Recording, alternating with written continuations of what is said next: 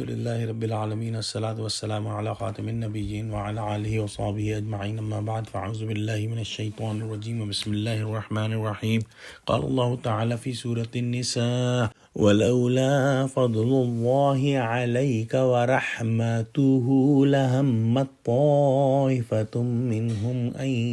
يضلوك وما يضلون إلا أنفسهم وما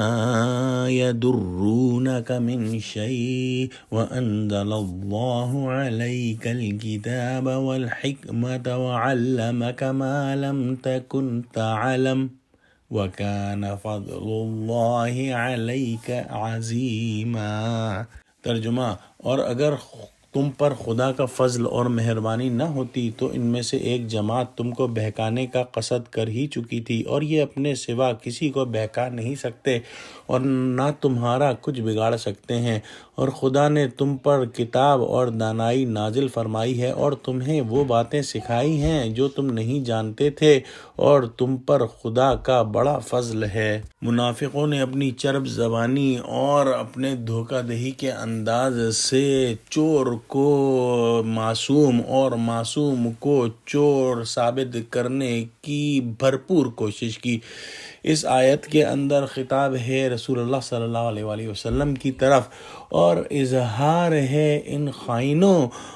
کے فریب کا، اور بیان ہے آپ کی عظمت شان اور عصمت کا، اور اس کا کہ آپ کمال علمی میں جو کہ تمام کمالات سے افضل اور اول ہے سب سے فائق ہیں، اور اللہ کا فضل آپ پر بے نہایت ہے جو ہمارے بیان اور ہماری سمجھ میں نہیں آ سکتا۔ اور اشارہ ہے اس بات کی طرف کہ آپ کو جو چور کی برات کا خیال ہوا تھا وہ ظاہر حال کو دیکھ کر اور اقوال و شہادات کو سن کر اور اس کو سچ سمجھ کر ہو گیا تھا۔ میلان عن الحق یا مداہنت فی الحق ہرگز اس بات کا باعث نہ تھا، اور اتنی بات میں کچھ برائی نہ تھی، بلکہ یہی ہونا ضروری تھا۔ جب اللہ سبحانہ و تعالیٰ کے فضل سے حقیقت الامر ظاہر ہو گئی تو پھر کوئی خلجان باقی نہ رہا، اور ان سب باتوں سے مقصود یہ ہے کہ آئندہ کو وہ فریب باز تو آپ کے بہکانے اور دھوکہ دینے سے رک جائیں اور مایوس ہو جائیں، اور آپ اپنی عظمت اور تقدس کے موافق غور اور احتیاط سے کام لیں۔ واللہ عالم۔ دعا کرتے ہیں کہ اللہ سبحانہ و تعالی ہم کو قرآن کا فہم عطا فرما، آمین۔ وآخر دعوانا ان الحمد للہ رب العالمین۔ السلام علیکم ورحمۃ اللہ وبرکاتہ۔